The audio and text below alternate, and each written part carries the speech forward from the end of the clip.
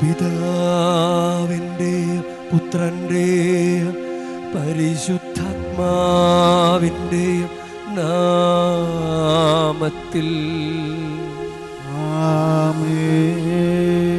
നമ്മുടെ കർത്താവായ യേശുക്രിസ്തുവിൻ്റെ കൃപയും പിതാവായ ദൈവത്തിൻ്റെ സ്നേഹവും പരിശുദ്ധാത്മാവിൻ്റെ സംസർഗവും നിങ്ങളോടു കൂടെ അങ്ങയും ആത്മാവോടും കൂടി.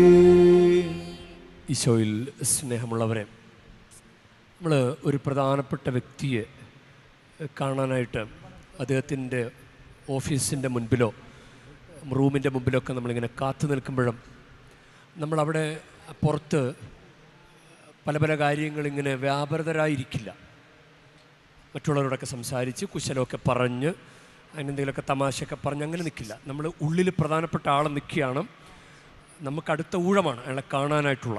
അപ്പം അതുകൊണ്ട് നമ്മൾ വളരെ നിശബ്ദമായിട്ട് വളരെ എളിമയോടുകൂടി അവിടെ കാത്തു നിൽക്കും. നമ്മൾ കർത്താവിനെ കാണാനും കർത്താവിനെ അനുഭവിക്കുവാനും വേണ്ടിയിട്ടാണ് ഈ പരിശുദ്ധ കുർബാന അർപ്പണത്തിൽ വന്നു ചേർന്നിരിക്കുന്നത്. നിങ്ങളൊന്ന് വിചിന്തനം ചെയ്ത് ആത്മശോധന ചെയ്ത് ആരൊക്കെ ഇവിടെ വന്നിരുന്ന സമയത്ത് നിശബ്ദമായിട്ടിരുന്ന് പ്രാർത്ഥിച്ചു, സംസാരിച്ചു കൊണ്ടിരുന്നോ, ഫോൺ ചെയ്തുകൊണ്ടിരുന്നോ, ഫോൺ നോക്കിക്കൊണ്ടിരുന്നോ, കഴിഞ്ഞ ദിവസങ്ങളിലൊക്കെ എടുത്ത ഫോട്ടോയൊക്കെ മറ്റൊരാളെ കാണിച്ച് അങ്ങനെ കുശലമൊക്കെ പറഞ്ഞുകൊണ്ടിരുന്നോ? നമ്മളൊന്ന് വിചിന്തനം ചെയ്യുക. നമ്മളിങ്ങനെയാണോ? അങ്ങനെ നമ്മൾ വേണ്ട വിധം ഒരുങ്ങിയിട്ടില്ലെങ്കിൽ അങ്ങനെയാണോ കർത്താവിനെ കാണാൻ ആഗ്രഹിക്കുന്നതും കർത്താവിൻ്റെ വിരുന്നിന് വേണ്ടി ഒരുങ്ങുന്നതും? നമുക്ക് യഥാർത്ഥത്തിൽ കർത്താവിനെ മനസ്സുകൊണ്ട് കാണാൻ നല്ലൊരു ആഗ്രഹമുണ്ടാകാൻ വേണ്ടി നമുക്ക് പ്രാർത്ഥിക്കാം. ഈ ബലി അർപ്പിക്കുമ്പോൾ നമ്മുടെ തെറ്റുകുറ്റങ്ങൾ, അയോഗ്യതകൾ ഏറ്റുപറയാം. സഹോദരരെ, ദിവരഹസ്യങ്ങൾ കൊണ്ടാടുന്നതിന് നാം യോഗ്യരാകേണ്ടതിന് നമ്മുടെ പാപങ്ങൾ ഏറ്റുപറയാം. സർവശക്തനായ ദൈവത്തോടും സഹോദരരെ നിങ്ങളോടും ഞാൻ ഏറ്റുപറയുന്നു, എന്തെന്നാൽ വിചാരത്താലും വാക്കാലും പ്രവൃത്തിയാലും ഉപേക്ഷയാലും ഞാൻ വളരെയേറെ പാപം ചെയ്തു പോയി. എന്റെ പിഴ, എന്റെ പിഴ, എന്റെ വലിയ പിഴ. ആകയാൽ നിത്യകന്യകയായ പരിശുദ്ധ മറിയത്തോടും എല്ലാ മാലാഖമാരോടും വിശുദ്ധരോടും സഹോദരരെ നിങ്ങളോടും ഞാൻ അപേക്ഷിക്കുന്നു, എനിക്ക് വേണ്ടി നമ്മുടെ കർത്താവായ ദൈവത്തോട് പ്രാർത്ഥിക്കണമേ. സർവശക്തനായ ദൈവം കനിഞ്ഞ് നമ്മുടെ പാപങ്ങൾ പൊറുത്ത് നമ്മെ നിത്യജീവിതത്തിലേക്ക് നയിക്കുമാറാകട്ടെ.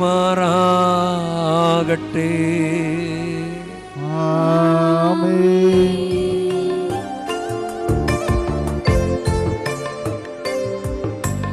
കർത്താവേ കനിയണമേ, കർത്താവേ കനിയണമേ.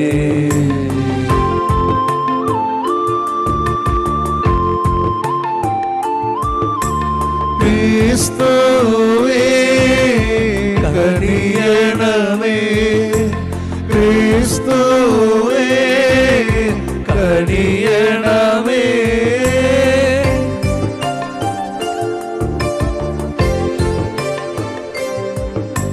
കർത്താവേ കനിയണമേ, കർത്താവേ കനിയണമേ.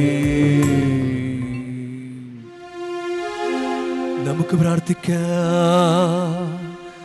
ദൈവമേ, അങ്ങയോടും അയൽക്കാരോടുമുള്ള സ്നേഹത്തിൽ ദിവ്യകൽപ്പനകളെല്ലാം അങ്ങ് സ്ഥാപിച്ചുവല്ലോ. അങ്ങ് കൽപ്പനകൾ പാലിച്ചുകൊണ്ട് നിത്യജീവനിലേക്ക് ഞങ്ങൾ എത്തിച്ചേരാനുള്ള അർഹത ഞങ്ങൾക്ക് നൽകണമേ. അങ്ങയോട് കൂടെ പരിശുദ്ധാത്മാവുമായുള്ള ഐക്യത്തിൽ എന്നെന്നും ദൈവമായി ജീവിച്ചു വാഴുന്ന ഞങ്ങളുടെ കർത്താവ് അങ്ങയുടെ പുത്രനുമായ യേശുക്രിസ്തു വഴി ഞങ്ങൾ സമർപ്പിക്കുന്ന പ്രാർത്ഥന കേട്ടരുളേണമേ.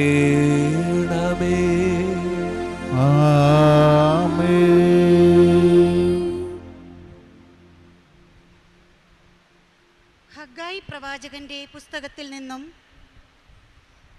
ദാരിയൂസ്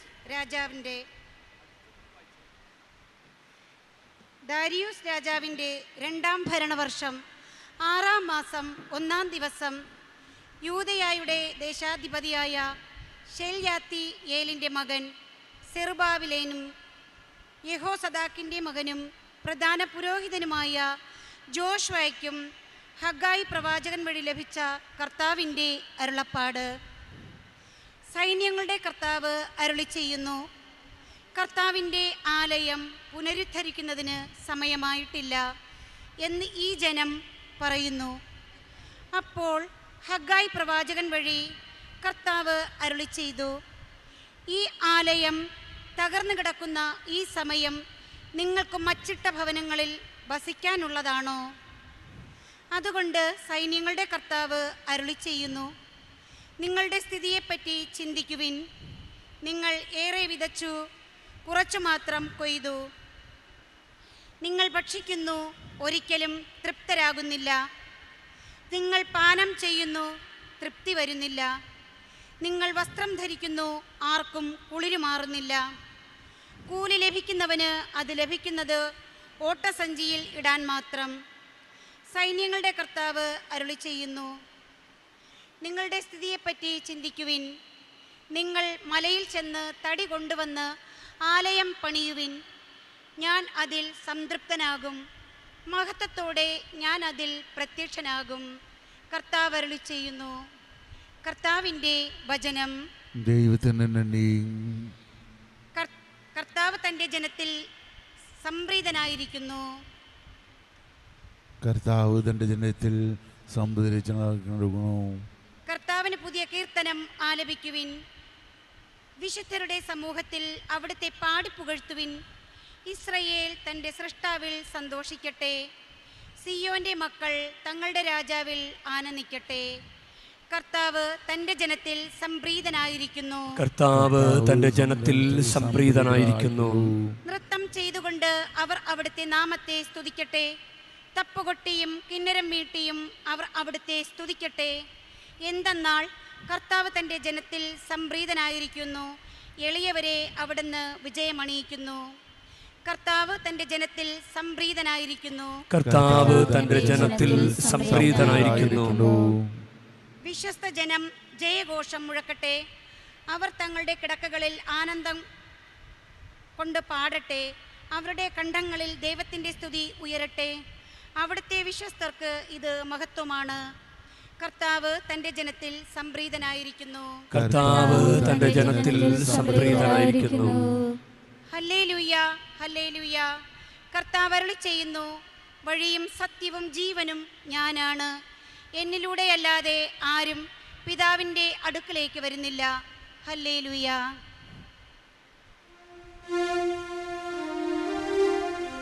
കർത്താവ് നിങ്ങളോടു കൂടെ, അങ്ങയും ആത്മാവോടും കൂടി. ലൂക്കായുടെ വിശുദ്ധ സുവിശേഷത്തിൽ നിന്നുള്ള വായന. കർത്താവേ, അങ്ങേക്ക് മഹത്വം. അക്കാലത്ത് സംഭവിച്ചതെല്ലാം കേട്ട് ഹെറോദേസ് രാജാവ് പരിഭ്രാന്തനായി. എന്തെന്നാൽ യോഹന്നാൻ മരിച്ചവരിൽ നിന്ന് ഉയർപ്പിക്കപ്പെട്ടിരിക്കുന്നു എന്ന് ചിലരും ഏലിയ പ്രത്യക്ഷപ്പെട്ടിരിക്കുന്നുവെന്ന് മറ്റു ചിലരും, പണ്ടത്തെ പ്രവാചകന്മാരിൽ ഒരുവൻ ഉയർത്തു വന്നിരിക്കുന്നുവെന്ന് വേറെ ചിലരും പറഞ്ഞിരുന്നു. ഹെറോദേസ് പറഞ്ഞു, ഞാൻ യോഹന്നാനെ ശിരച്ഛേദം ചെയ്തു, പിന്നെ ആരെക്കുറിച്ചാണ് ഞാൻ ഇക്കാര്യങ്ങൾ കേൾക്കുന്നത്? അവൻ ആരാണ്? അവനെ കാണാൻ ഹെറോദേസ് ആഗ്രഹിച്ചു. കർത്താവിൻ്റെ സുവിശേഷം. ക്രിസ്തുവേ സ്തുതി. ഈശോയിൽ സ്നേഹമുള്ളവരെ, ഹെറോദേസ് രാജാവിൻ്റെ ആഗ്രഹമാണ് അവനൊന്ന് കാണണം. അവൻ ആരാണെന്ന് മനസ്സിലായിട്ടില്ല, അതുകൊണ്ടായിരിക്കാം ആഗ്രഹിച്ചത്. കാരണം ക്രൂര മനസ്സുള്ളയാളാണ് ഹെറോദേസ്. 2 ഹെറോദേസ്മാരുണ്ട്. ഒരു ഹെറോദേസ്, അത് നമുക്കറിയാം, ഈശോയെ കൊല്ലാൻ കുഞ്ഞു പ്രായത്തിൽ ഈശോയെ കൊല്ലാൻ ആഗ്രഹിച്ച ഹെറോദേസ്. മഹാനായ ഹെറോദേസ് എന്നാണ് അദ്ദേഹത്തെ പറയുക, ഹെറോദി ഗ്രേറ്റ്. അദ്ദേഹം കുടുംബാംഗങ്ങളെപ്പോലും കൊല ചെയ്തിട്ടുള്ളയാളാണ്. പിന്നെ എങ്ങനെ നാട്ടിലുള്ള പിള്ളേരെ കൊല്ലാതിരിക്കും? അപ്പോൾ അദ്ദേഹത്തിൻ്റെ മക്കളിൽ ഒരാളാണ് ഈ 2ാമത്തെ ഹെറോദേസ്, ഹെറോദേസ് അന്തിപ്പാസ്. ഈ ഹെറോദേസാണ് ഈശോയുടെ വിധി നിർണയ സമയത്തുള്ള ഹെറോദേസ്. ആദ്യം പീലാത്തോസിൻ്റെ അടുക്കലാണ് ഈശോയെ കൊണ്ടുവന്നത്. അപ്പോൾ ഈശോ ഗലീലിയക്കാരനാണെന്ന് മനസ്സിലായപ്പോൾ അത് ഹെറോദേസ് അന്തിപ്പാസിൻ്റെ അധികാരപരിധിയിലുള്ള പ്രദേശമാണ്. അതുകൊണ്ട് പീലാത്തോസ് ഹെറോദേസിൻ്റെ അടുക്കലേക്ക് വിട്ടു. അവിടുന്ന് വീണ്ടും ഹെറോദേസ് പീലാത്തോസിൻ്റെ അടുക്കലേക്ക് തിരിച്ചയച്ചു. അങ്ങനെയാണ് ഈ 2ാമത്തെ ഹെറോദേസ്, മകൻ ഹെറോദേസ് 2 പ്രാവശ്യമായിട്ട് നമ്മൾ ഈശോയായിട്ടുള്ള ബന്ധത്തിൽ, ഈശോയുടെ ചരിത്ര സംഭവത്തിൽ നമ്മൾ കാണുന്നുണ്ട്. ആദ്യത്തെ ഹെറോദേസിനെ കുറിച്ച്, അപ്പൻ ഹെറോദേസിനെ കുറിച്ച് നമ്മൾ കാണുന്നത് മത്തായിയുടെ സുവിശേഷത്തിലാണ്. ഇന്നത്തെ സുവിശേഷം നിങ്ങൾ ശ്രദ്ധിച്ചോ? അക്കാലത്ത് സംഭവിച്ചതെല്ലാം കേട്ട ഹെറോദേസ് രാജാവ് പരിഭ്രാന്തനായി. ഇത് മകൻ ഹെറോദേസാണ്. മകൻ ഹെറോദേസിന് പരിഭ്രാന്തി, അപ്പൻ ഹെറോദേസിന് അസ്വസ്ഥതയുണ്ടായിട്ടുണ്ട്. അത് നിങ്ങൾക്കറിയാവോ? അത് മത്തായിയുടെ സുവിശേഷം 2-ാം അധ്യായം 2-ാം വാക്യം. അവർ അന്വേഷിച്ചു, പൂജരാജാക്കന്മാർ കർത്താവിനെ അന്വേഷിച്ചു, എവിടെയാണ് യഹൂദന്മാരുടെ രാജാവായി ജനിച്ചവൻ? ഞങ്ങൾ കിഴക്ക് അവൻ്റെ നക്ഷത്രം കണ്ടവൻ ആരാധിക്കാൻ വന്നിരിക്കുകയാണ്. 3-ാമത്തെ വാക്യം. ഇത് കേട്ട ഹെറോദേസ് രാജാവ് അസ്വസ്ഥനായി. അപ്പന് അസ്വസ്ഥത, മകന് പരിഭ്രാന്തി. എങ്ങനെ വരാതിരിക്കും? ഉള്ളിലിരിപ്പ് ശരിയല്ലല്ലോ. അപ്പം അസ്വസ്ഥത ഉണ്ടാകും, പരിഭ്രാന്തി ഉണ്ടാകും. 2 പേരും ആഗ്രഹിച്ചിട്ടുണ്ട് കാണാൻ. അവരുടെ ആഗ്രഹമൊന്നും സത്യമല്ല. അതാണ് മത്തായിയുടെ സുവിശേഷം 2-ാം അധ്യായം 7-ാം വാക്യം. അപ്പോൾ ഹെറോദേസ് ആ ജ്ഞാനികളെ രഹസ്യമായി വിളിച്ച് നക്ഷത്രം പ്രത്യക്ഷപ്പെട്ടത് എപ്പോഴെന്ന് സൂക്ഷ്മമായി ആകാംക്ഷയോടെ അന്വേഷിച്ചറിഞ്ഞു. എന്നിട്ട് അവരോട് പറഞ്ഞു, അവൻ അവരെ ബെത്ലഹേമിലേക്ക് അയച്ചുകൊണ്ട് പറഞ്ഞു, പോയി ശിശുവിനെ പറ്റി സൂക്ഷ്മമായി അന്വേഷിച്ചറിയുക. അവനെ കണ്ടു കഴിയുമ്പോൾ ഞാനും ചെന്ന് ആരാധിക്കേണ്ടതിന് എന്നെയും അറിയിക്കുക. ഇത് സത്യമാണോ? ഇത് മനസ്സുകൊണ്ട് ആഗ്രഹിച്ചിട്ട് പറഞ്ഞ കാര്യമാണോ? മനസ്സുകൊണ്ട് ആഗ്രഹിച്ചെങ്കിൽ അത് 16-ാമത്തെ വാക്യം എത്തുമ്പോൾ ജ്ഞാനികൾ വേറൊരു വഴിയെ പോയി. ദൂതൻ്റെ നിർദ്ദേശമനുസരിച്ച് വേറൊരു വഴിയെ പോയി. കൊട്ടാരം വഴിയല്ല പോയത്. കൊട്ടാരം വഴിയാണ് ആദ്യം പോയത്, പക്ഷെ തിരിച്ചു പോയപ്പോൾ കൊട്ടാരം വഴിയല്ല പോയത്. അങ്ങനെ മത്തായിയുടെ സുവിശേഷം 2-ാം അധ്യായം 16-ാം വാക്യം. ജ്ഞാനികൾ തന്നെ കബളിപ്പിച്ചെന്ന് മനസ്സിലാക്കിയ ഹെറോദേസ് രോഷാകുലനായി. അസ്വസ്ഥത, രോക്ഷാകുലൻ. അതാണ്. അപ്പോൾ ഉള്ളിലിരിപ്പ് നമുക്കറിയാം. യഥാർത്ഥത്തിലുള്ള ആഗ്രഹമല്ല. യഥാർത്ഥത്തിലുള്ള ആഗ്രഹമായിരുന്നെങ്കിൽ അതിനുള്ള നടപടി ഉണ്ടായിരുന്നേനെ. അപ്പോൾ ഇന്നത്തെ സുവിശേഷത്തിൽ സംഭവിച്ചതെല്ലാം കേട്ട ഹെറോദേസ് രാജാവ് പരിഭ്രാന്തനായി. അപ്പോൾ യോഹന്നാനെ കൊന്നുകളഞ്ഞല്ലോ, സ്നാപക യോഹന്നാനെ കൊന്നുകളഞ്ഞു. തൻ്റെ അധികാരം നിലനിർത്താൻ വേണ്ടി, തൻ്റെ സ്വാർത്ഥ താല്പര്യത്തിന് വേണ്ടി സ്നാപക യോഹന്നാനെ കൊന്നുകളഞ്ഞു. അങ്ങനെ കൊന്നയാൾ വേറൊരാൾ വന്നിരിക്കുന്നെന്നറിയുമ്പോൾ അതാരാണെന്ന് മനസ്സിലായിട്ടില്ല, ഈശോയാണെന്ന് മനസ്സിലായിട്ടില്ല.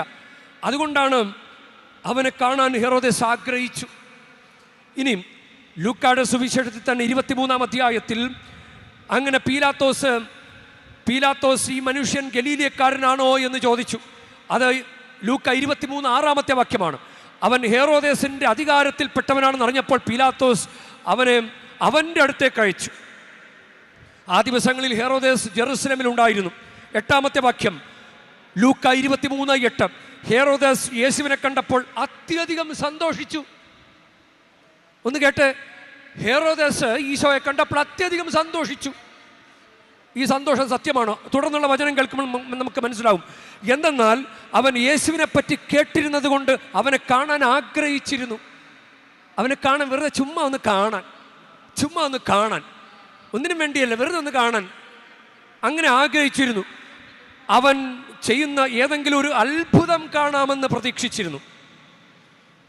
വിധിക്ക് ഇങ്ങനെ കൈകൾ കെട്ടപ്പെട്ട് കൊണ്ടുവന്ന് നിർത്തപ്പെട്ടിരിക്കുന്നയാളെ അപ്പോൾ അവൻ അത്ഭുതം കാണിക്കണം. അതാണ്. അപ്പം അങ്ങനെ അതിനാൽ അവൻ പലതും അവനോട് ചോദിച്ചു. പക്ഷേ അവൻ ഒന്നിനും ഉത്തരം പറഞ്ഞില്ല. 10-ാമത്തെ വാക്യം ലൂക്ക 23:10. പ്രധാന പുരോഹിതന്മാരും നിയമജ്ഞരും അവൻ്റെ മേൽ ആവേശപൂർവ്വം കുറ്റം ചുമത്തിക്കൊണ്ട് ചുറ്റും നിന്നിരുന്നു. 11-ാമത്തെ വചനം ലൂക്ക 23:11. ഹെറോദേസ് പടയാളികളോട് ചേർന്ന് അവനോട് നിന്ദ്യമായി പെരുമാറുകയും അവനെ അധിക്ഷേപിക്കുകയും ചെയ്തു. അവൻ യേശുവിനെ പകിട്ടേറിയ വസ്ത്രം ധരിപ്പിച്ച് പീലാത്തോസിൻ്റെ അടുത്തേക്ക് തിരിച്ചയച്ചു. ഇപ്പം കാണാൻ ആഗ്രഹിച്ചത് എന്തിനാണ് ഈ ഹെറോദേസ് കാണാൻ ആഗ്രഹിച്ചത്? ഈ മകൻ ഹെറോദേസ് ക്രൂരനാണ്. അതുകൊണ്ടാണ് നടപടി പുസ്തകം 12-ാം അധ്യായത്തിൽ യാക്കോബിനെ, യോഹന്നാൻ്റെ സഹോദരൻ യാക്കോബിനെ കൊന്നുകളഞ്ഞു. യാക്കോബ് സ്ലീഹ, സ്പെയിനിൻ്റെ മധ്യസ്ഥൻ യാക്കോബ് സ്ലീഹനെ ശിരസ് ഛേദിച്ച് കൊന്നുകളഞ്ഞു. അത് വീണ്ടും ക്രൂരത. അപ്പം കർത്താവിനെ കാണാൻ യഥാർത്ഥത്തിൽ ആഗ്രഹിച്ച് പറഞ്ഞതൊന്നുമല്ല അത്. നമ്മളിതൊന്ന് ചിന്തിക്കണം. നമുക്ക് കർത്താവിനെ കാണാൻ ആഗ്രഹമുണ്ടോ? നമ്മളിങ്ങനെ യഥാർത്ഥത്തിൽ ഇങ്ങനെ വെട്ടിക്കൊല്ലലൊന്നുമില്ല. പക്ഷേ ഈശോയെ നമ്മൾ കൊന്നു കളയുന്നുണ്ട്. പല വിധത്തിൽ ഈശോയെ നമ്മൾ കൊന്നു കളയുന്നുണ്ട്. നമുക്ക് കാണാനൊക്കെ ആഗ്രഹമുണ്ട്. പക്ഷേ ആഗ്രഹമൊക്കെ വെറുതെ പേരിൽ മാത്രമാണ്. യഥാർത്ഥത്തിൽ 2 പേര് കാണാൻ ആഗ്രഹിച്ചതായിട്ട് ഞാനിങ്ങനെ, അതായത് ഈശോയെ കാണാൻ നിൻ്റെ അമ്മയും സഹോദരനും ആഗ്രഹിച്ച് പുറത്തു നിൽക്കുന്നു. അത് ലൂക്കായുടെ സുവിശേഷം 8-20 വാക്യമാണ്.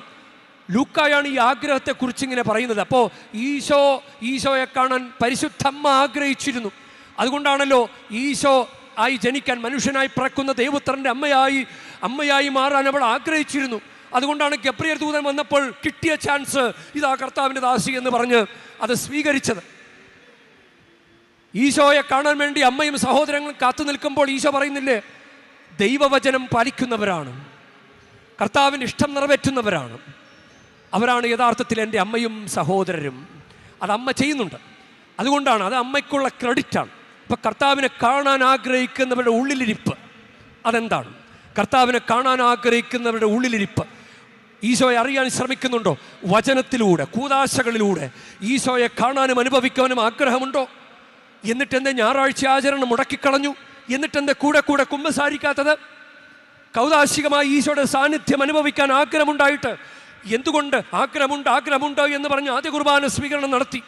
എനിക്ക് തോന്നാറുണ്ട് പലർക്കും ആഗ്രഹമൊന്നും ഉണ്ടായിട്ടില്ല. പള്ളിയിൽ അച്ഛൻ വിളിച്ചു പറഞ്ഞു ആദ്യ കുർബാന സ്വീകരണമാണ്, 1 മാസത്തെ ഒരുക്കമുണ്ട്. അപ്പം അപ്പനമ്മയും കേട്ടു, വീട്ടിൽ വന്ന് പറഞ്ഞു, എടാ ആദ്യ കുർബാന സ്വീകരണമുണ്ട്, നീ ഇപ്രാവശ്യം ആദ്യ കുർബാന സ്വീകരിക്കണം, നീ പള്ളിയിൽ പോയി പഠിക്കണം എന്ന് പറഞ്ഞ് അങ്ങനെ മാതാപിതാക്കൾ നിർബന്ധിച്ചിട്ടാണോ ഈശോയെ സ്വീകരിക്കാൻ തുടങ്ങിയത്? ഇങ്ങനൊരു പ്രശ്നമുള്ളതുകൊണ്ട് ഞാൻ ആദ്യ കുർബാന സ്വീകരണ കുട്ടികളോട് ഒരു സ്വന്തം കൈപ്പടയിൽ എഴുതിത്തരാൻ പറയാറുണ്ട്. എനിക്ക് ആഗ്രഹമുണ്ട് ഈശോയെ സ്വീകരിക്കാൻ, ആരുടെ നിർബന്ധത്താലല്ല, എനിക്ക് ഈശോയെ അപ്പത്തിൽ സ്വീകരിക്കാൻ ആഗ്രഹമുണ്ട് എന്ന് എഴുതി മേടിക്കാറുണ്ട് ഞാൻ. എന്നിട്ടത് ഫയലിൽ വെക്കും. അവരുടെ കൈപ്പടയിൽ എഴുതിയ എഴുത്ത്, ഒരു അപേക്ഷ, ഒരു ആപ്ലിക്കേഷൻ. അങ്ങനെ ആപ്ലിക്കേഷൻ കൊടുക്കാതെ ചുളുവിൽ ഒരു വില കൊടുക്കാതെ, നമ്മൾ പ്രാധാന്യം കൊടുക്കാതെ ഈശോയെ ഇങ്ങനെ സ്വീകരിച്ചത് കൊണ്ടാണ് നമ്മൾ ഇടയ്ക്കിടയ്ക്ക് വിട്ടുകളഞ്ഞത്. ഈശോയെ വിട്ടുകളഞ്ഞു. ഇനി രണ്ടാമതൊരാൾ സഖ്യവൂസ് ഈശോയെ കാണാൻ ആഗ്രഹിച്ചു. ഫരിസേയനാണ്, നല്ല പണമുള്ളയാൾ. അയാളും ഈശോയെ കാണാൻ ആഗ്രഹിച്ചു. എന്ത് ചെയ്തു? മുൻപേ ഓടി ഈശോയെ കാണാൻ, ഈശോ വരും എന്നറിയുന്ന ഒരു മരത്തിൻ്റെ മുകളിൽ കയറിയുന്ന ഈശോയെ കാണാനായിട്ട് നിന്നു. ഇതാണ് പരിശ്രമങ്ങൾ, നടപടികൾ, ഈശോയെ കാണാനായിട്ടുള്ള നടപടികൾ. അതാണ് നമ്മൾ ചിന്തിക്കേണ്ടത്. ഈശോയെ കാണാൻ എനിക്ക് നടപടി ഉണ്ടോ? ഇവിടെ ഈശോയെ കാണാൻ വേണ്ടി വന്നു, ഈശോയുടെ അനുഗ്രഹം കിട്ടാൻ വേണ്ടി വന്നു. അങ്ങനെ ഈശോയെ മനസ്സിൽ ഉൾക്കൊണ്ട് നഷ്ടപ്പെടുത്താതെ പൊന്നുപോലെ സൂക്ഷിച്ച മാതാവിൻ്റെ പള്ളിയിൽ ഈശോയെ അനുഭവിക്കാനാണ് വന്നിരിക്കുന്നത്. എന്നിട്ട് എന്തുകൊണ്ടാണ് നമ്മൾ ദുരാചാരങ്ങളുടെ പുറകെ പോയത്? ചരട് കെട്ടാനും തൂവാല കെട്ടാനും താഴ്ത്തു പൂട്ടാനും എന്തുകൊണ്ടാണ് പോയത്? ഈശോയെക്കുറിച്ച് അവരോട് പറയണ്ടേ, ഞങ്ങൾക്ക് ഈശോയുണ്ട്, ഞങ്ങൾക്ക് ചരടല്ല, ഞങ്ങൾക്ക് താക്കോലല്ല, ഞങ്ങൾക്ക് കുഞ്ഞിനെ തരുന്നത് ഏതെങ്കിലും ഒരു മരത്തിൽ കൊണ്ടുപോയി കെട്ടിയാൽ, തൂവാല കൊണ്ട് കെട്ടിയാൽ മരമല്ല ഞങ്ങൾക്ക് കുഞ്ഞിനെ തരുന്നത്, ഞങ്ങൾക്ക് ഒടയ തമ്പുരാനാണ്, സൃഷ്ടാവായ ദൈവമാണ് ഞങ്ങൾക്ക് കുഞ്ഞിനെ തരുന്നത്. അപ്പം ചരട് നീട്ടി നിൽക്കുമ്പോൾ, മുട്ടിന് നിരങ്ങി പ്രാർത്ഥിച്ചുകൊണ്ടിരിക്കുമ്പോൾ ചരടുമായിട്ട് നമ്മുടെ മുന്നിലേക്ക് ചാടി വീഴും. അപ്പം അവരോട് വേണ്ട, ഞങ്ങൾക്ക് കർത്താവുണ്ട്. എന്തേ പറയാത്തത്? വീട് പണിത് തരുന്നത് താക്കോലല്ല, വീട് പണിത് തരുന്നത് കർത്താവാണ്. കർത്താവ് ഭവനം പണിയുന്നില്ലെങ്കിൽ പണിക്കാരുടെ അധ്വാനം വ്യർത്ഥമാണ്. സങ്കീർത്തനം 127:1. സങ്കീർത്തനം 127 തന്നെ 2-ാമത്തെ വചനം, കർത്താവ് നഗരം കാക്കുന്നില്ലെങ്കിൽ കാവൽക്കാരുടെ ഉറക്കമൊഴിച്ചിലും വ്യർത്ഥമാണ്. യേശയ്യ 65:21, അവർ ഭവനങ്ങൾ പണിതതിൽ വാസമുറപ്പിക്കും. അവർ മുന്തിരിത്തോട്ടങ്ങൾ വച്ചുപിടിപ്പിച്ച് അതിൻ്റെ ഫലം അനുഭവിക്കും. ഇത് വരുമാന മാർഗങ്ങളെക്കുറിച്ചാണ്. ദൈവമാണ് അനുഗ്രഹിക്കുന്നത്. എന്നിട്ട് താക്കോലിൻ്റെ കൂടെ പോയില്ലേ? എവിടെയെങ്കിലും താക്കോല് കെട്ടിപ്പൂട്ടിയിടാൻ പോയില്ലേ? ഇതിവിടെ നിരോധിക്കപ്പെട്ട കാര്യമാണ്. എന്തുകൊണ്ട്? കുറച്ചു നേരത്തെങ്കിലും കർത്താവിനെ നമ്മൾ വിട്ട് കളഞ്ഞില്ലേ? അതാണ് നമ്മൾ കർത്താവിനെ അങ്ങനെ, നമുക്ക് ആഗ്രഹമൊക്കെ ഉണ്ട്, പറച്ചിൽ മാത്രമേ ഉള്ളൂ. ധൂർത്തപുത്രൻ ആ പിതാവിനെ വിട്ടുകളഞ്ഞു, സ്വത്തെല്ലാം മേടിച്ചിട്ട് തൻ്റെ സ്വത്തായ പിതാവിനെ വിട്ടുകളഞ്ഞു. പക്ഷേ അവനുള്ളിലൊരു തീരുമാനമുണ്ടായി, നടപടിയെടുത്തു. അത് ലൂക്ക 15:18 അവൻ മനസ്സിൽ വിചാരിച്ചു. ലൂക്ക 18:21 നടപടിയായി. അവൻ വീട്ടിൽ വന്ന് അപ്പനോട് പറഞ്ഞു, അപ്പാ തെറ്റിപ്പോയപ്പാ എന്ന് പറഞ്ഞു. അവൻ്റെ ആ തിരിച്ചു വരല്ല, അപ്പനെ കാണാൻ വേണ്ടി വന്നതിൽ അതിൽ ആത്മാർത്ഥതയുണ്ട്. അതുകൊണ്ടാണ് അവനൊന്നും ചോദിച്ചില്ല. അവൻ അപ്പനെ മതി. അപ്പനെ കിട്ടിയപ്പോൾ പിന്നെ വേറെന്ത് വേണം? നമ്മളിപ്പോഴും പലതും ചോദിച്ചുകൊണ്ടിരിക്കുകയാണ്. നമുക്ക് ദൈവത്തെ വേണ്ട, നമുക്ക് അത് മതി, അത് ഭൗതിക സുഖങ്ങൾ, ഭൗതിക കാര്യങ്ങൾ, നമുക്കത് മതി. നമ്മളിപ്പോഴും കുമ്പസാരെ കൂട്ടി വന്നാലും നമ്മൾ ചോദിച്ചുകൊണ്ടിരിക്കുന്നത് പല ഭൗതിക ആഗ്രഹങ്ങളാണ്. കുമ്പസാരം ഒന്ന് പെട്ടെന്ന് അങ്ങോട്ട് ഒതുക്കിയിട്ട്, അച്ഛൻ എനിക്കൊരു കാര്യം പറയാനുണ്ട്. പക്ഷെ ധൂർത്തപുത്രൻ അങ്ങനെ പറഞ്ഞിട്ടില്ല, ഒന്നും ചോദിച്ചിട്ടില്ല. അതാണ് യഥാർത്ഥത്തിൽ അപ്പനെ ആഗ്രഹിക്കുന്ന മകൻ്റെ പ്രത്യേകതയാണത്. അവൻ മൂത്ത മകൻ ഇങ്ങനെ പെറുപെറുക്കുമ്പോഴും അവനൊന്നും മിണ്ടുന്നില്ല. അവന് പിന്നെ അനാവശ്യ സംസാരമൊന്നുമില്ല. അതാണ് പത്രോസ് അനാവശ്യമായിട്ട് ഈശോയെ തള്ളിപ്പറഞ്ഞു. പക്ഷെ യഥാർത്ഥത്തിൽ ഉള്ളിൻ്റെ ഉള്ളിൽ അങ്ങനെ പണ്ടനുഗമിച്ചതിൻ്റെ ആ സ്നേഹം കിടപ്പുണ്ട്. അതുകൊണ്ട് പത്രോസ് ഈശോ ഒരു നോട്ടം നോക്കിയപ്പോൾ തിരിച്ചറിഞ്ഞു. ചിലവർ ഇവിടെ നിന്ന് പറയും, ദുരാചാരം ചെയ്യല്ലേ എന്ന് പറഞ്ഞിട്ടും ചിലവർ 2 വാദങ്ങൾ പറയാറുണ്ട്. ഒന്ന്, അവരുടെ വരുമാനമല്ലേ, പാവങ്ങൾ എങ്ങനെ ജീവിക്കും? കർത്താവിനെ വിട്ടിട്ടാണോ അവർ ജീവിക്കുന്നത്? ഇനി രണ്ടാമത്തെ കാര്യം, ഞങ്ങൾക്ക് താഴൊക്കെ പൂട്ടിയിട്ട് വീടൊക്കെ കിട്ടിയിട്ടുണ്ടല്ലോ, ഇവിടെ വന്ന് കുർബാന അർപ്പിച്ചിട്ടും ആരാധന ചാപ്പലിൽ പോയിരുന്ന് പ്രാർത്ഥിച്ചിട്ടും മുട്ടിൽ നിറങ്ങിയിട്ടും കുമ്പസാരിച്ചിട്ടുമാണ് എനിക്ക് വീട് പണിത് തന്നത് എന്ന് പറയുന്നതിന് പകരം ഞാൻ താക്കോല് പൂട്ടിയിട്ടാണ് വീട് പണിതതെന്ന് പറയുന്നത്. കർത്താവിനെ നമ്മൾ തള്ളിപ്പറഞ്ഞില്ലേ? കർത്താവിന് ആഗ്രഹമുണ്ടോ? കർത്താവിന് ആഗ്രഹമുണ്ടെങ്കിൽ എന്തുകൊണ്ടാണ് കർത്താവിന് കൊടുക്കേണ്ട ക്രെഡിറ്റ് കർത്താവിന് കൊടുക്കാത്തത്? താക്കോലിന് കൊടുത്തതെന്താ? ചരടിന് കൊടുത്തതെന്താ? തൂവാലക്ക് കൊടുത്തതെന്താ? അപ്പം നമ്മുടെ ആഗ്രഹം, നമ്മൾ കർത്താവിനെ തള്ളിക്കളയുന്നുണ്ട്, കർത്താവിനെ കൊന്നുകളയുന്നുണ്ട് നമ്മുടെ ജീവിതത്തിൽ നിന്ന്. ഹെരോദസ് ചെയ്തതുപോലെ, അപ്പനും മകനും ചെയ്തതുപോലെ നമ്മൾ ഈശോയെ കൊന്നുകളയുന്നുണ്ട്. ഈശോ ജയിക്കാൻ നമ്മൾ അനുവദിക്കുന്നില്ല. അങ്ങനെ ദുരാചാരക്കാരുടെ മുൻപിൽ ഈശോ തോൽക്കാൻ നമ്മൾ അനുവദിച്ചു കൊടുത്തു. ചിന്തിക്കേണ്ട കാര്യമാണ്. അതുകൊണ്ട് നമുക്ക് പ്രത്യേകം പ്രാർത്ഥിക്കാം. ഇത് പത്രോസ് തന്നെ പറയുന്നൊരു കാര്യമാണ്. പത്രോസിൻ്റെ 1-ാം ലേഖനത്തിൽ 3-ാമത്തെ അധ്യായത്തിൽ പത്രോസ് പറയുന്നൊരു കാര്യമാണ്. അത് 10-ാമത്തെ വാക്യത്തിൽ, പത്രോസിൻ്റെ 1 ലേഖനം 3 അധ്യായം 10 വാക്യത്തിൽ ജീവിതത്തെ സ്നേഹിക്കുകയും നല്ല ദിവസങ്ങൾ കാണാൻ ആഗ്രഹിക്കുകയും ചെയ്യുന്നവൻ തിന്മയിൽ നിന്ന് തൻ്റെ നാവിനെയും വ്യാജം പറയുന്നതിൽ നിന്ന് തൻ്റെ അധരങ്ങളെയും നിയന്ത്രിക്കട്ടെ. നന്മയാകുന്ന ഈശോയെ ഉള്ളിൽ ഉൾക്കൊള്ളാൻ ആഗ്രഹിച്ച മറിയം പിന്നെ പറഞ്ഞത്, ഇതാ കർത്താവിൻ്റെ ദാസി, നിന്റെ വാക്കിന് നിറവേറട്ടെ. യോഹന്നാൻ 15:7 നിങ്ങൾ എന്നിൽ വസിക്കുകയും എൻ്റെ വാക്ക് നിങ്ങൾ നിലനിൽക്കുകയും ചെയ്താൽ ഇഷ്ടമുള്ളത് ചോദിച്ചു കൊള്ളുക, നിങ്ങൾക്ക് ഞാൻ തരും. ക്രിസ്മസിനും ഈസ്റ്ററിനും വേണ്ടി ഒരുങ്ങിയാൽ ക്രിസ്മസിന് 3 മാസം, ഇന്ന് 25-ാം തീയതി അല്ലേ, ഡിസംബർ 25, 3 മാസം കർത്താവിനെ ചേർത്ത് പിടിക്കുക. എന്നിട്ട് ചോദിക്കുക, ഒരു കല്യാണം, കുഞ്ഞ്, വീട്, ജോലി, കടബാധ്യത എല്ലാം ചോദിക്കുക. 6 മാസത്തിനുള്ളിൽ ഏപ്രിൽ 5 ഈസ്റ്ററാണ്. കല്ലറ പിളർന്ന് പുറത്തു വരുന്ന ഉദ്ധിതനായ ഈശോയ്ക്ക് നമ്മുടെ ജീവിതത്തെ സഹായിക്കാൻ സാധിക്കും. വെറുതെ ആഗ്രഹിച്ചാൽ പോരാ, ഉള്ളുകൊണ്ട്, വാക്കുകൊണ്ട്, നടപടി കൊണ്ട്, വാക്കും പ്രവൃത്തിയിലും ഈശോയെ സ്നേഹിക്കാൻ സാധിക്കട്ടെ. അരിമത്യക്കാരൻ ജോസഫ്, നിക്കോദെമോസൊക്കെ അവരെ രഹസ്യ ശിഷ്യരായിട്ട് കഴിഞ്ഞിരുന്ന ഫരിസേയരാണ്. അതുകൊണ്ട് അവർ കിട്ടിയ ചാൻസ് കിട്ടിയപ്പോൾ കല്ലറ വിട്ടുകൊടുത്തു, സുഗന്ധദ്രവ്യങ്ങൾ കൊണ്ട് പൊതിഞ്ഞു, ഈശോയ്ക്ക് വേണ്ടി നടപടിയാക്കിയത് കണ്ടോ? അതുപോലെ ഈശോയ്ക്ക് വേണ്ടി വാക്കിലും പ്രവൃത്തിയിലും എന്തെങ്കിലുമൊക്കെ ചെയ്യുക. ഞാൻ ഈശോയ്ക്കുള്ളവനാണ്, എനിക്ക് ഈശോയെ ആഗ്രഹമുണ്ട്, എനിക്ക് ഈശോയുടെ കൂടെ ജീവിക്കണം, ഈശോയെ എനിക്ക് സ്വന്തമായിട്ട് വേണം എന്നാഗ്രഹിക്കാൻ സാധിക്കട്ടെ. യേശുവേ നിൻ സ്നേഹമായി മാറിലണയാം ഞാൻ, ജീവനും എൻ ഭാരവും നിന്നിലേകാം ഞാൻ. യേശുവേ നിൻ സ്നേഹമായി മാറിലണയാം ഞാൻ, ജീവനും എൻ ഭാരവും നിന്നിലേകാം ഞാൻ. മാറിക്കടന്നുകൊണ്ട് നിന്നെ കബളിപ്പിക്കാനല്ല കർത്താവേ, നിന്റെ മാറോട് ചേർന്ന് നിന്നെ സ്നേഹിച്ച് ജീവിക്കാനാണ് ആഗ്രഹം. ആ യോഹന്നാൻ ഒട്ടിച്ചേർന്ന് നിന്നതുപോലെ, മറിയം തൻ്റെ ഉള്ളിൽ കിട്ടി ഈശോയെ കൊണ്ടു നടന്നതുപോലെ, പൊന്നുപോലെ കൊണ്ടു നടന്നതുപോലെ നഷ്ടപ്പെടുത്താതെ കൊണ്ടു നടക്കാൻ കർത്താവെ ഞങ്ങൾ അനുഗ്രഹിക്കണമേ. പരിശുദ്ധ അമ്മേ പ്രത്യേകം പ്രാർത്ഥിക്കണമേ. ആമേൻ.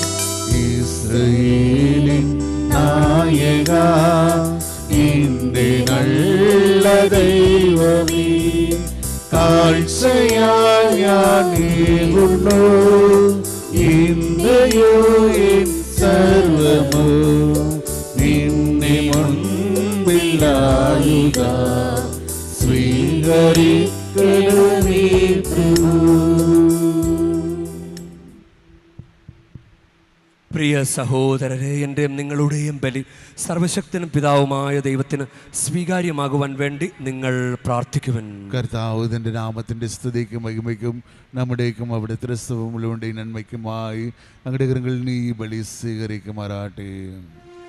കർത്താവേ, അങ്ങ് ജനത്തിൻ്റെ കാണിക്കകൾ ദയാപൂർവം സ്വീകരിക്കണമേ. വിശ്വാസത്തിൻ്റെ ഭക്തിയാൽ പ്രഖ്യാപിക്കപ്പെടുന്നത് സ്വർഗീയ രഹസ്യങ്ങളാൽ ഞങ്ങൾ പ്രാപിക്കുമാറാകട്ടെ. കർത്താവായ ക്രിസ്തു വഴി ഞങ്ങൾ സമർപ്പിക്കുന്ന പ്രാർത്ഥന കേട്ടരുളേണമേ.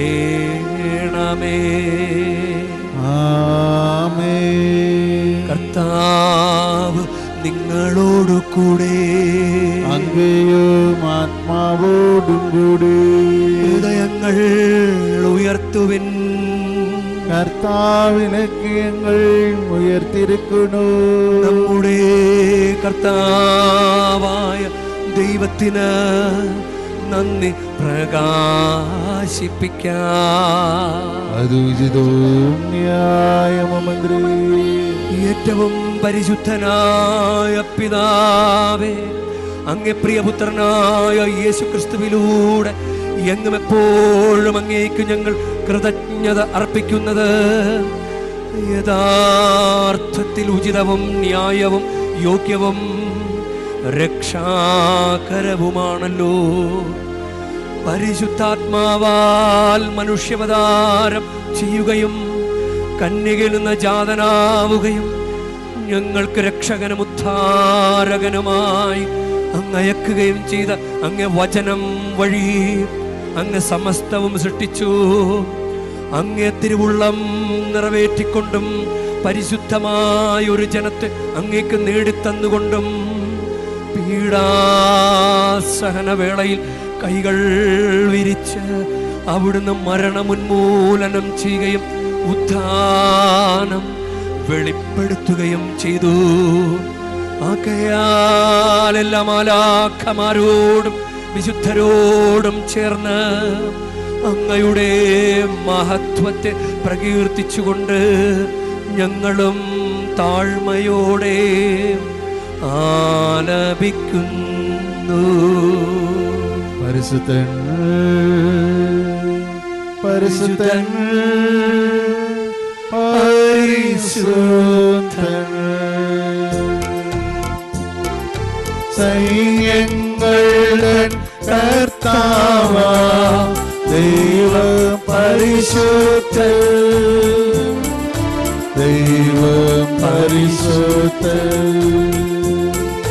നിരുപമങ്ങേ മഹിമകളാൽ നിറഞ്ഞുമത് വിണ്ടലമോ ഹോസാന ഹോസാന അത്യുന്നതങ്ങളിൽ ഹോസാന കർത്താവിൻ തിരുനാമത്തിൽ വരുവോരേറ്റം ധന്യരുമായി ഹോസാന ഹോസാന അത്യുന്നതങ്ങളിൽ ഹോസാന.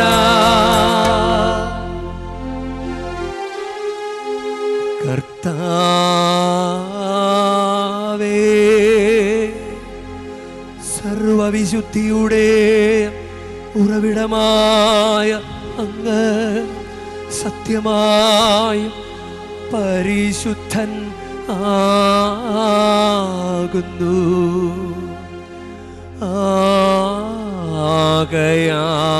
ആകയാൽ അങ്ങേ ആത്മാവാൽ മഞ്ഞുകണം പോലെ ഈ കാണിക്കകൾ പവിത്രമാക്കണമേ. അങ്ങനെ ഞങ്ങൾക്കായി ഇവ ഞങ്ങളുടെ കർത്താവായ യേശു ക്രിസ്തുവിൻ്റെ ശരീരവും രക്തവുമായി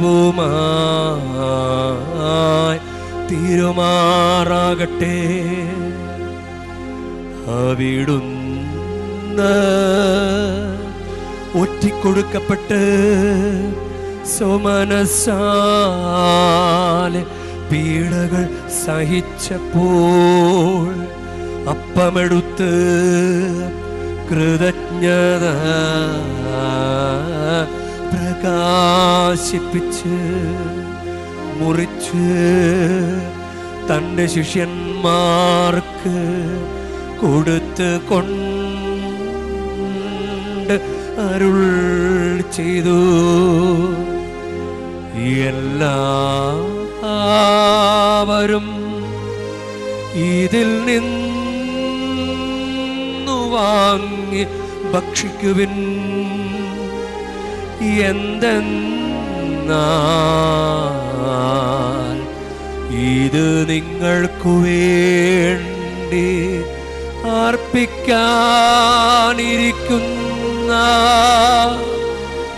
എൻ്റെ ശരീരമാകുന്നു.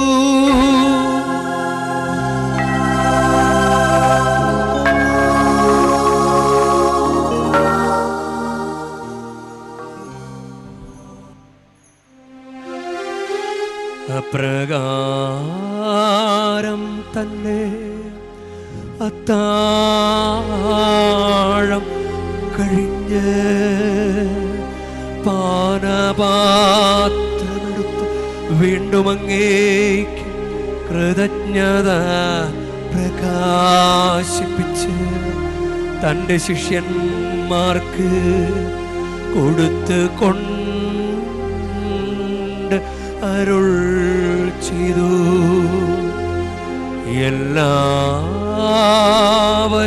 വാങ്ങി ഇതിൽ നിന്ന് കുടിക്കുവിൻ.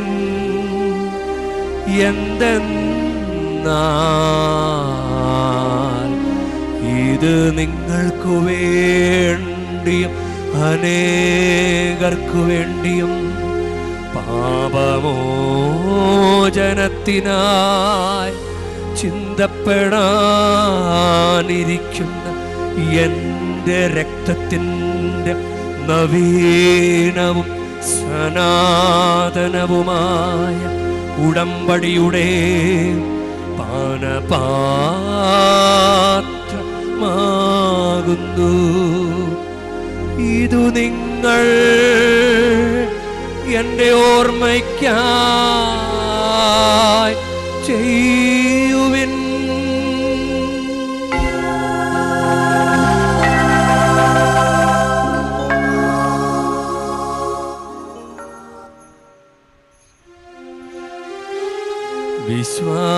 വിശ്വാസത്തിൻ്റെ രഹസ്യം. കർത്താവേ, അങ്ങ് വീണ്ടും വരുന്നവരെ അങ്ങേ മരണം ഞങ്ങൾ പ്രഖ്യാപിക്കുന്നു. അങ്ങേ ഉയർപ്പ് ഞങ്ങൾ ഏറ്റുപറയുന്നു.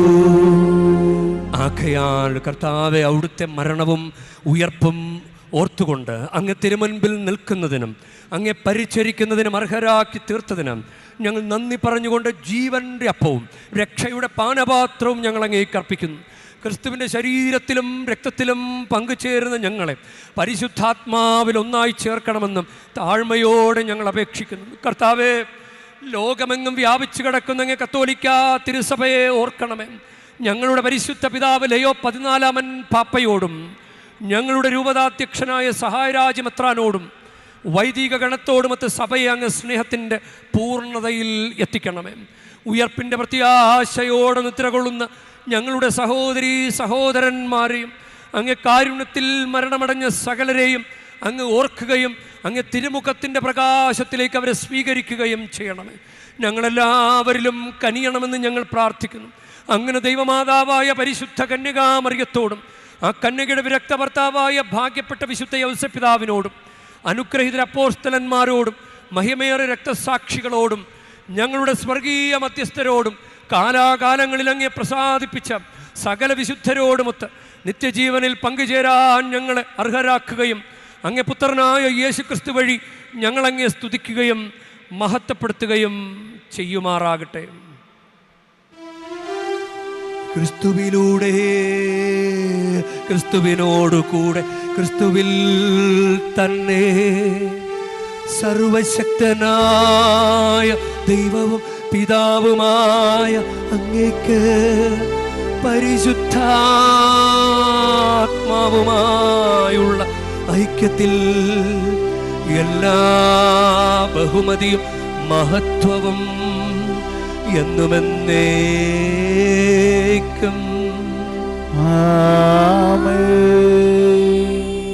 നമ്മുടെ കർത്താവ് കൽപ്പിച്ചതനുസരിച്ച് നമുക്കൊന്നു ചേർന്ന് പ്രാർത്ഥിക്കാം. സ്വർഗസ്ഥനായ ഞങ്ങളുടെ പിതാവേ, അങ്ങേ നാമം പൂജിതമാകണമേ, അങ്ങേ രാജ്യം വരണമേ, അങ്ങേ തിരുമനസ്സ് സ്വർഗത്തിലെ പോലെ ഭൂമിയിലും ആകണമേ. അന്നു വേണ്ട ആഹാരം ഇന്ന് ഞങ്ങൾക്ക് തരണമേ. ഞങ്ങളോട് തെറ്റ് ചെയ്യുന്നവരോട് ഞങ്ങൾ ക്ഷമിക്കുന്ന പോലെ ഞങ്ങളുടെ തെറ്റുകൾ ഞങ്ങളോടും ക്ഷമിക്കണമേ. ഞങ്ങളെ പ്രലോഭനത്തിൽ ഉൾപ്പെടുത്തരുതേ, തിന്മയിൽ നിന്ന് ഞങ്ങളെ രക്ഷിക്കണമേ. കർത്താവേ, എല്ലാ തിന്മകളിൽ നിന്ന് ഞങ്ങളെ മോചിപ്പിക്കണമേ. ഞങ്ങളുടെ ദിനങ്ങളിൽ സമാധാനം കനിവാർന്ന് നൽകണമേ. അനുഗ്രഹപൂർണമായ പ്രത്യാശ ഞങ്ങളുടെ രക്ഷകനായ യേശു ക്രിസ്തുവിൻ്റെ ആഗമനവും പ്രതീക്ഷിച്ചുകൊണ്ട് അങ്ങേ കരുണയുടെ സഹായത്താൽ ശക്തി പ്രാപിച്ചു ഞങ്ങളെപ്പോഴും പാപത്തിൽ നിന്ന് മോചിതരാവുകയും എല്ലാ വിപത്തുകളിൽ നിന്ന് സുരക്ഷിതരാവുകയും ചെയ്യുമാറാകട്ടെ. എന്തുകൊണ്ടാൽ രാജ്യവും ശക്തിയും മഹത്വവും സമാധാനം ഞാൻ നിങ്ങൾക്ക് നൽകുന്നു, എൻ്റെ സമാധാനം നിങ്ങൾക്ക് ഞാൻ തരുന്നുവെന്ന് അങ്ങ് അപ്പോസ്തലന്മാരോട് അരുൾ ചെയ്ത കർത്താവായ യേശു ക്രിസ്തുവേ, ഞങ്ങളുടെ പാപങ്ങളല്ല പിന്നെയോ അങ്ങ് സഭയുടെ വിശ്വാസം തൃക്കൺ പാർത്ത് അങ്ങ് തിരുവുള്ളമനുസരിച്ച് സഭയ്ക്ക് സമാധാനവും ഐക്യവും നൽകുവാൻ കനിയണമേ. എന്നെന്നും ജീവിക്കുകയും വാഴുകയും ചെയ്യുന്ന അങ്ങ് ഈ പ്രാർത്ഥന കേട്ടരുളേണമേ.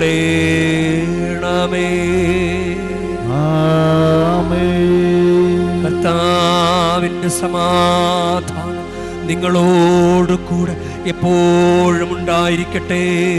അങ്ങയും ആത്മാവോടും കൂടി. നിങ്ങൾ പരസ്പരം സമാധാനം ആശംസിക്കുവിൻ. ലോകത്തിൻ്റെ പാപങ്ങൾ നീക്കണ ദിവ്യഗുണിയാണി എൺകളിൽ കണ്ണിനമ്മയും. ലോകത്തിൻ്റെ പാപങ്ങൾ നീക്കണ ദിവ്യഗുണിയാണി എൺകളിൽ കണ്ണിനമ്മയും. ലോകത്തിൻ്റെ പാപങ്ങൾ നീക്കണ ദിവ്യഗുണിയാണി എൺകളിൽ സമാധാനം നൽകണമേയും.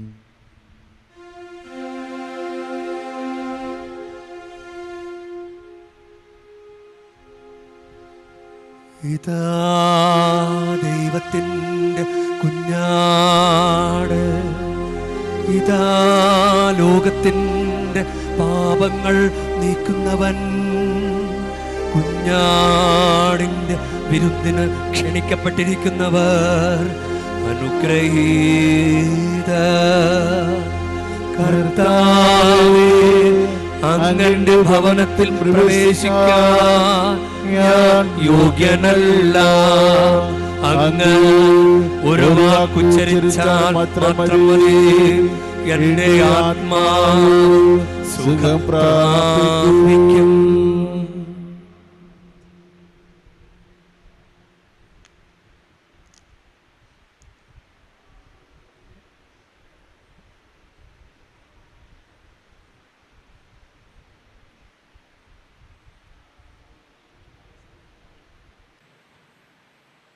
നമുക്ക് പ്രാർത്ഥിക്കാം.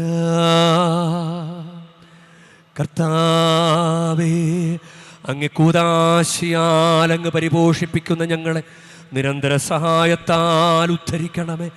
അങ്ങനെ ദിവ്യരഹസ്യങ്ങളാലും ജീവിത രീതികളാലും പരിത്രാണത്തിൻ്റെ ഫലം ഞങ്ങൾ സംപ്രാപിക്കുമാറാകട്ടെ. കർത്താവായ ക്രിസ്തു വഴി ഞങ്ങൾ സമർപ്പിക്കുന്ന പ്രാർത്ഥന കേട്ടരുളേണമേ.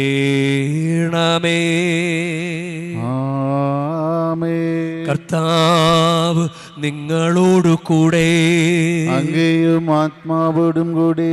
പരിശുദ്ധ വേളാങ്കണ്ണി മാതാവിനോടുള്ള അനുഗ്രഹ പ്രാർത്ഥനയ്ക്കായി ശിരസ് നമിക്കാം. ഉണ്ണീശോയെ കയ്യിലേന്തിയ പരിശുദ്ധ വേളാങ്കണ്ണി മാതാവേ, ഇവിടെ കൂടിയിരിക്കുന്ന എല്ലാ ഭക്തജനങ്ങളെയും ഇവരുടെ കുടുംബങ്ങളെയും സോഷ്യൽ മീഡിയയിലൂടെ ഈ ബലിയിൽ പങ്കെടുത്ത എല്ലാവരെയും അങ്ങനെ ഗ്രഹിച്ച് ആശീർവദിക്കണമേ. ഇവരുടെ മനസ്സ് തളർന്നു പോകുമ്പോൾ പാൽക്കാരനായ ബാലൻ്റെ പാൽക്കുടത്തിൽ പാൽ നിറഞ്ഞു തുളുമ്പിയതുപോലെ ഇവരെയും സന്തോഷത്താൽ നിറയ്ക്കണമേ.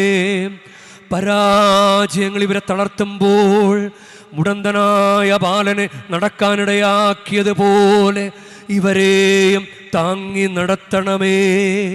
പോർച്ചുഗീസ് നാവികരെ സുരക്ഷിതമായി കരയിലേക്ക് എത്തിച്ചതുപോലെ സങ്കടക്കടലിൽ വലയുന്ന എല്ലാവരെയും അങ്ങ് കരകയറ്റണമേ. അനുഗ്രഹദായിനിയായ പരിശുദ്ധാരോഗ്യമാതാവിൻ്റെ ആശീർവാദം നിങ്ങളോട് കൂടെ എപ്പോഴും ഉണ്ടായിരിക്കട്ടെ. ഈശോ തൻ്റെ മാതാവിൻ്റെ കരങ്ങളിലൂടെ നമ്മേവരെയും സ്പർശിക്കുകയും സുഖപ്പെടുത്തുകയും കാത്തു സംരക്ഷിക്കുകയും ചെയ്യട്ടെ. സർവശക്തനും കാരുണ്യവാനുമായ ദൈവം പിതാവും പുത്രനും പരിശുദ്ധാത്മാവും നിങ്ങളേവരെയും നിങ്ങളുടെ കുടുംബങ്ങളെയും നിങ്ങളുടെ പ്രാർത്ഥനാ നിയോഗങ്ങളെയും സമൃദ്ധമായി അനുഗ്രഹിക്കുമാറാകട്ടെ. ആമേൻ. ക്രിസ്തുവിൻ്റെ സ്നേഹത്തിലും സമാധാനത്തിലും പോകുവിൻ. ദിവ്യപൂജ സമാപിച്ചു. ദൈവത്തിനു നന്ദി.